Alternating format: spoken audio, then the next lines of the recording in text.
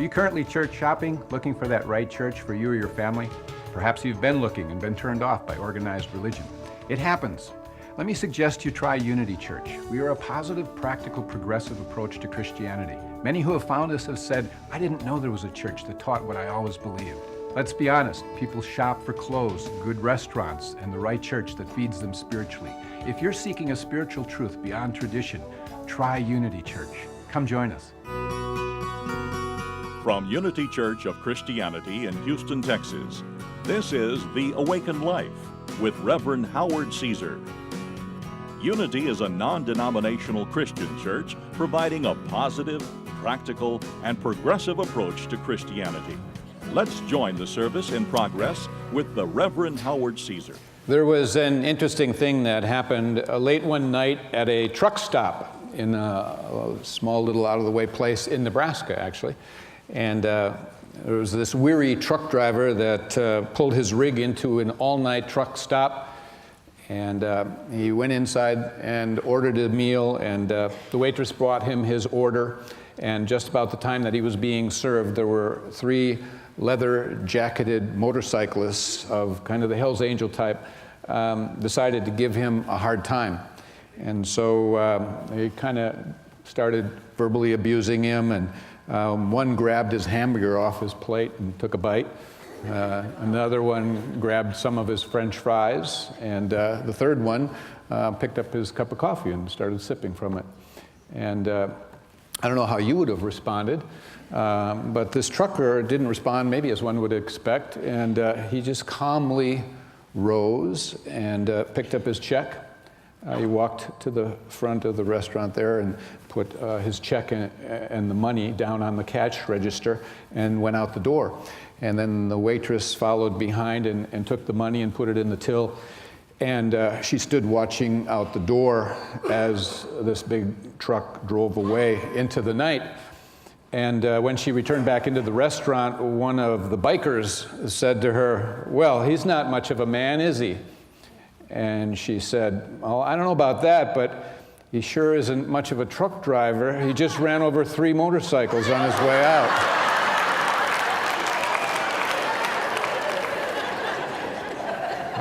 Now, we do not teach revenge here. We will tell you stories, and that is not the way to respond. It's how some people do. But it is a good lead-in into what I want to talk to you about today, and that is something that every human being has felt, experienced, had to deal with, whether it was within themselves or whether it was, coming from another. Whether it was a little or a lot. And what I'm talking about is an emotion, and the emotion is anger. Anger. Now, none of you have ever been angry, have you? No. So anger, obviously, is a human emotion. We all have it. We've all known it. We've all felt it. And some know what it has felt like quite often. With great regularity. We've all known at times angry people who seem to, sort of be angry all the time, and anger seems to rule them and rule their life, at least for periods of time, perhaps. As human beings, we all are going through times where we're going to be angry or irritable or upset or annoyed. It's just natural. It is. And so, we don't want to really, come down hard on ourselves for feelings being felt. In Unity, we teach that God is not an angry God, and that God does not punish us, that the love of God does not fluctuate, it's constant and consistent, and that basically whatever appears to be punishment is our own doing, basically having to be out of harmony with universal laws and principles that we have not yet learned to live from.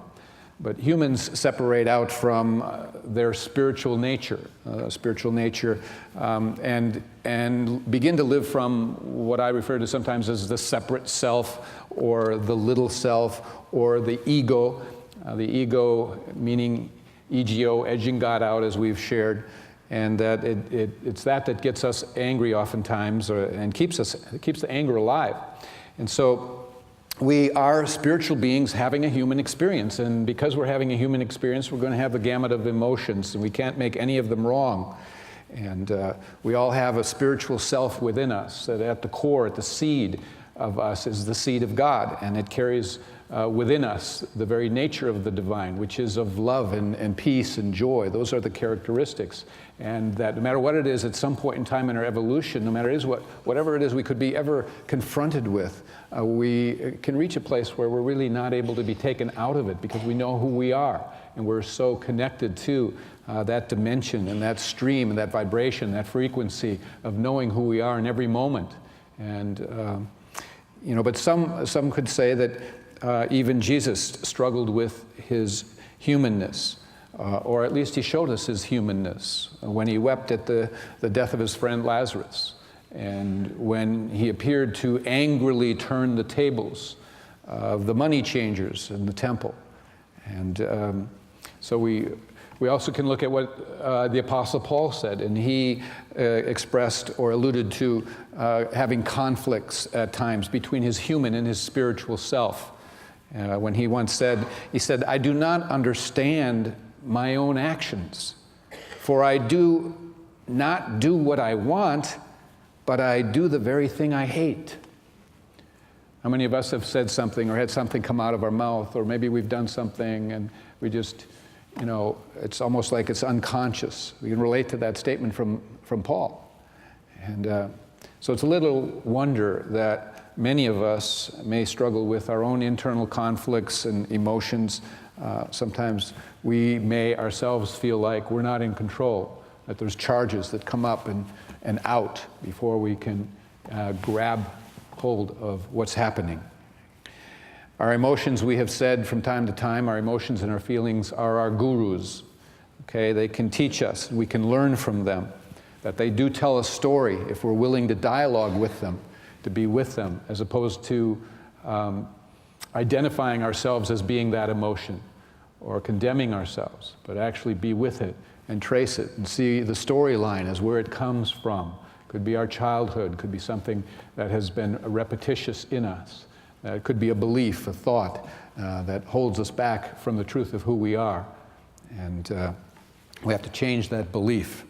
And so it helps if we can understand our emotions and where it is that they originate. And we have then a greater understanding, not only for ourselves, but for others that we encounter. And so the goal always is to, as best we can, to maintain or consistently live from the best that is in us, and that's the higher vibrational energies of love. Love is really what we are. Love is what God is. When we're connected and attuned, that stream of love is moving through us. So it's love and peace and joy, and that requires a learning to let go or to deal with the things that have tended to separate us from our true nature as children of God.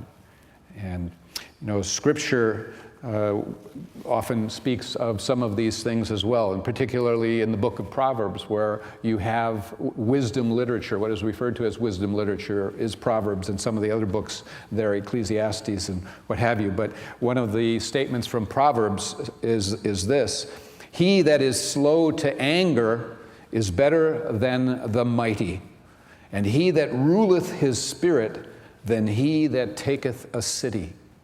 It's emphasizing the sense of being conscious, being aware, knowing who you are, and aligned with the Spirit. Another from the book of Proverbs is, "He that is soon angry dealeth foolishly."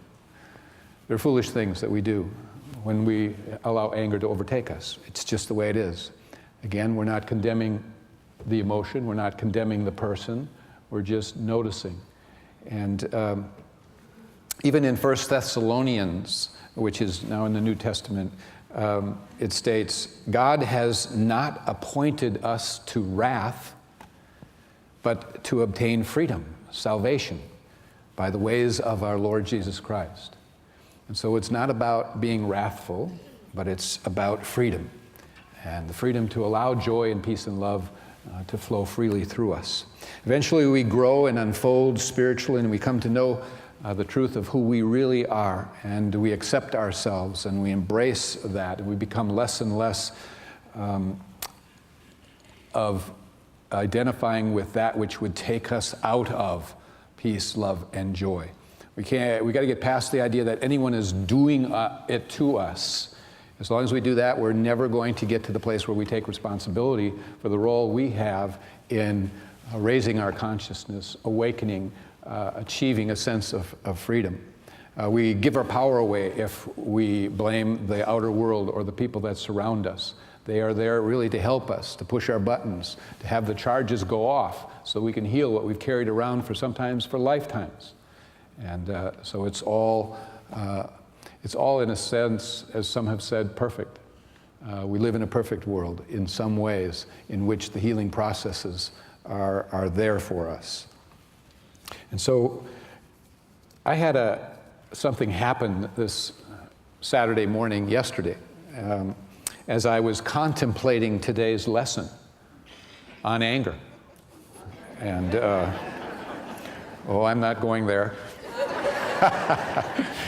But at our home, we have upstairs bedrooms where our children have now vacated some years ago, and so we keep some bedrooms for guests and for when our children come back and visit, and our grandchildren and that type of thing. And anyway, we like to leave or put some of the toys and children's books in one of those rooms as well. And so Saturday morning, I was about to head up the stairs to go to my office to work, and there was on the lower step there on the side a little book. And so I asked Diane, what's this book? And she said, it's a book that I picked up for the grandkids to read to them when they come by, and she had just bought it. And so derived as I have been as a child from anyone reading stories to me, I resorted to, opening the book and looking at it and doing a quick read, and saw what it was about. And it was a story that I had never read. No one had ever read it to me, boo-hoo. And now you may know it. It may have been read to you. It may have familiarity because my wife knew it. And she said it's an old book, or a story. And the title of it is The Story of Ferdinand. And Ferdinand was a bull. Okay, and maybe that helps. Well, I don't know. But anyway, I'd like to tell you the story. It's not long, it's brief, and I'll refresh it for those of you who have already heard it. And I would recommend that maybe you just touch your inner child, if you would, and imagine you sitting on somebody's lap who you are fond of in your memories, that may be read to you when you were a child, and I'll do my best. So I'm not reading it, I'll sort of tell you, but like all stories, it starts out with once upon a time. And once upon a time, there was a bull named Ferdinand. And he was growing up in the pastures of Spain. And all the other bulls that he was growing up with out there in the pasture, the little young bulls, they would run and jump and they would butt their heads together. And Ferdinand just liked to sit quietly by himself and smell the flowers. And he had a favorite spot, and there was a tree out there in the pasture that had some cool grass under it, and he would lay there in the shade of the day and smell the flowers all day. And sometimes his mother, which was a cow, was worried about him, and she thought he might be a little lonesome out there, and she would ask, why aren't you out running and playing and butting heads with other bulls your age? And he said, I like it better here, where I can just, relax and sit quietly and smell the flowers. So she was an understanding cow mother, and so she said, that's okay, all right. And so as the years went by, Ferdinand, he grew and until he became a big, strong bull. And all the other bulls that he had grown up with became big too, and they continued to fight each other each day and butt heads. And but what he wanted most was to just relax and be quiet and smell the flowers. All of the other friends or bulls would butt heads and so forth, and their whole goal, what they wanted most of all, was to be picked to be taken to the bull ring in Madrid in the bullfights. But not Ferdinand, not him. He was happy, sitting quietly smelling the flowers. And then one day 5 men came, and they were looking for that biggest, fiercest, meanest, roughest bull to take to Madrid. And all the other bulls were showing off, button heads and snorting and everything like that, and looking fierce. And Ferdinand wasn't interested. He knew they wouldn't be interested in him, and he didn't care, and so he went to his spot in the pasture under the tree to sit down and smell the flowers. Problem is that when he went there to sit down, lay down, there was a bumblebee he didn't see. And so he lay down on the bumblebee, and he got stung. And he jumped up with a snort, and he started running and snorting and butting and pawing and going crazy and nuts, because he was hurting. Even though he was a big, fierce bull, he was hurting. He was expressing his feelings. And so the men saw this, and they said, "There's our bull." And so they gathered him up, and they took him to Madrid. And finally one day, it came his day, and it was like this parade on out to this big Coliseum full of people. And many of the ladies had flowers in their hair. And there was the parade in which first the bandoleros came out, and they had long, sharp pins that they were to put in the bull to make him mad. And then there were the picadores, and they rode horses, and they had long spears that they were to stick in the bull to make the bull even madder. And then there was the matador that came out, and he was proud, and he was handsome, and he would bow to the ladies, and he would carry his red cape and his sword, and he carried his sword that was to stick the bull at last, to be the last of all. And then came the bull in the parade. And you know who that was? It was Ferdinand.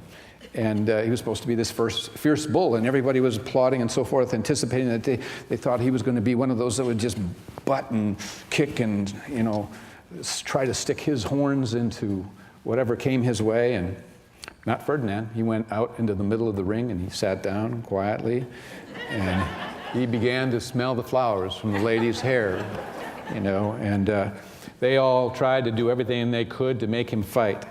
And no matter what they did, he wouldn't.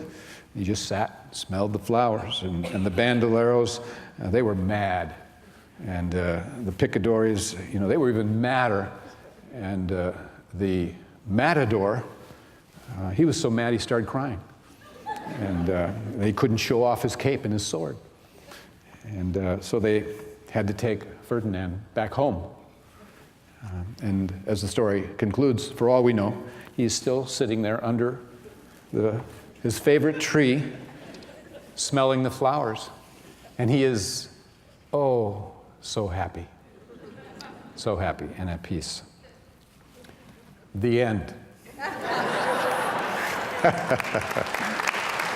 So now,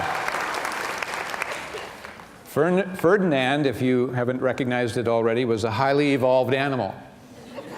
He was a holy cow. He was a sacred cow. And that ain't no bull. It's a great kid's story. It brings out the idea that you don't have to be like everyone else in the herd. You don't have to be butting heads on your journey through life, the whole journey. You have to look at what that's about, that there actually is a quiet place that you can go to within yourself to smell the flowers. They're always there, and there are so many things that take us out of being in the moment, that take us out of smelling the flowers or experiencing what is there for us. And if we can be all the more aware and see what it is that's diverting us and taking us to another focus and a distraction and a fragmentation. Hopefully the story is not in any way above or beyond any one of us. That really it speaks to us. Our topic is anger. We're not here to say that anger is bad. We're not here to say that anger is wrong. It's just a feeling, okay? All feelings fully felt lead to the feelings of love. You have to release, experience, and get to the place where you don't identify yourself as that feeling. You see what I'm saying?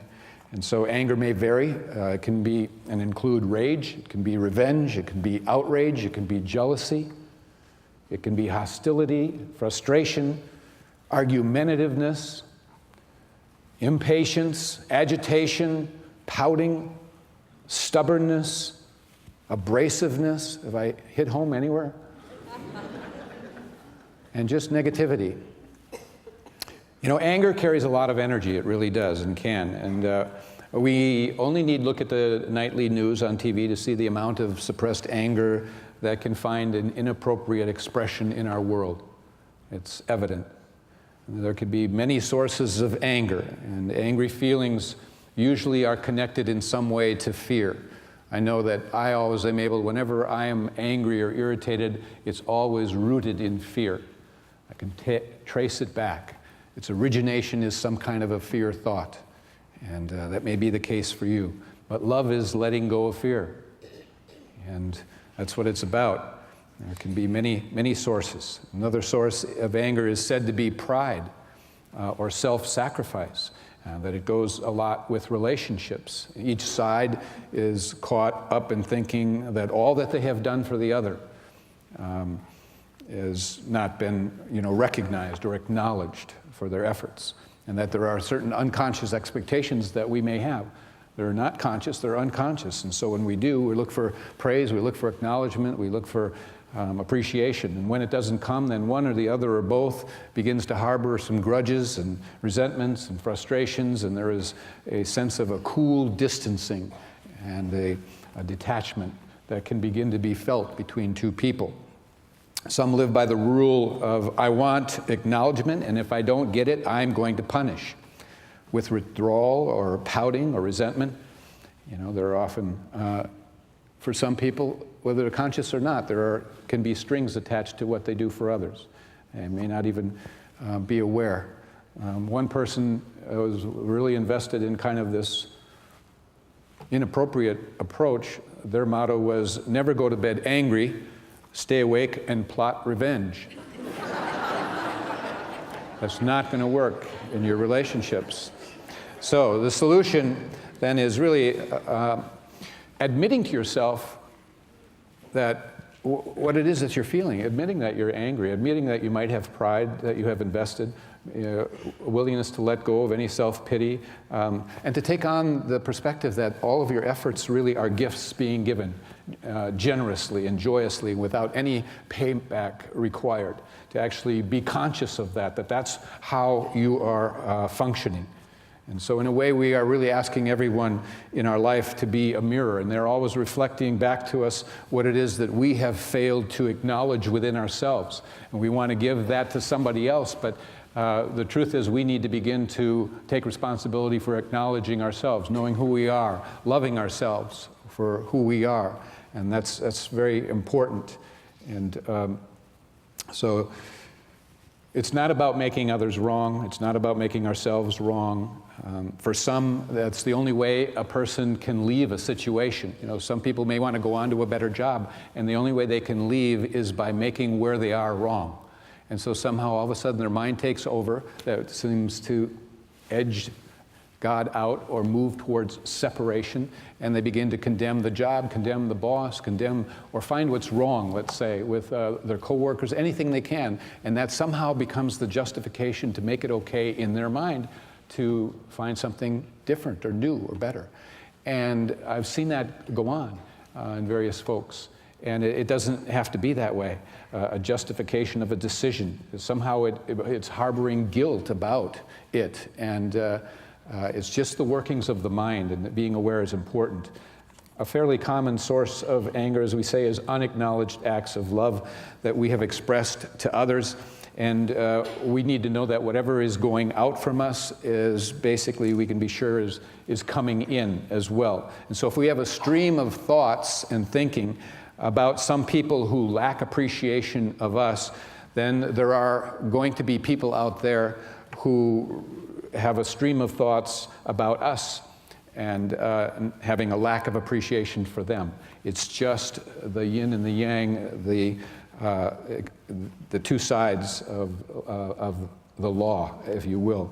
And so to offset that, we have to learn to acknowledge all the goodness and kindness and gestures that are coming to us, and that's just a good habit to get into. Somebody calls you, thank you for calling and letting me know about that. It's just acknowledging. David Hawkins, I love his writings, and some of you are familiar with it, and he calls this something justifiable anger. He says that our mind would like us to think that there is such a thing, justifiable anger, which takes us, it takes the form of moralistic indignation, he says. And it carries a sense of vanity and pride. And we like to think how right we are and how wrong the others are. And he gives an example of a person who made a loan, and then the person didn't pay back the loan, and there was a sense of distance, and that the person who made the loan was didn't even want the guy to pay back, because there was a certain element of satisfaction of being right and having the other person be wrong. That there are ego payoffs that can actually block the other person from fulfilling the loan. And he cited an example of a man that he knew that someone had owed him several $100s, and he finally got clear that he was needing to just bless this guy as opposed to a right and a wrong about it. And when he did, 48 hours later, the man sent him a check for the full amount with an apology for the delay. But just that shift in consciousness where he blessed the individual and saw it as a generous act and not resenting him for not returning it. So, all emotions generate a vibrational energy. We know that. And it goes out and it surrounds us. And we're not here to create enemies or maintain enemies. We're not here to butt heads in this world. Jesus made that clear in what he taught. He said we're not to hate our enemies. He said, you've heard it said that you should love your neighbor and hate your enemy, but I say to you, love your enemies, bless those who curse you, do good to those who hate you, pray for those who spitefully use you and persecute you, that you may be sons of your Father in heaven. So it behooves us to ask God, the divine presence, to really help us notice where anger may lie, and to become more clear about what it is, to experience it, not identify it in saying that's who I am, just to know that there is some charge, some belief, something that is floating through that I'm hanging on to, usually having to do with a belief we have about ourselves. The real you is that which witnesses and observes. That doesn't have to identify and say, that's who I am. And so anger can be binding. It is certainly not freeing. And when we... something that is really important to remember, folks, is our anger may cause someone to be physically distant from us, that anger that stands between. But energetically and psychically, it binds them to us even more closely until we're able to let go of the anger and heal that. You will always be connected even more closely to those you will hold a grudge or resentment toward. The freeing is in getting back to love and forgiveness. And so that's our natural state as a child of God, is the inner quiet that allows us to continue to smell the flowers, and that ain't no bull. God bless you. Thank you for joining us for today's message. We invite you to be with us again next Sunday. At Unity, we believe that God's presence of love and goodness is everywhere, and that life is meant to be good. You can find out more about Unity and our teachings at unityhouston.org.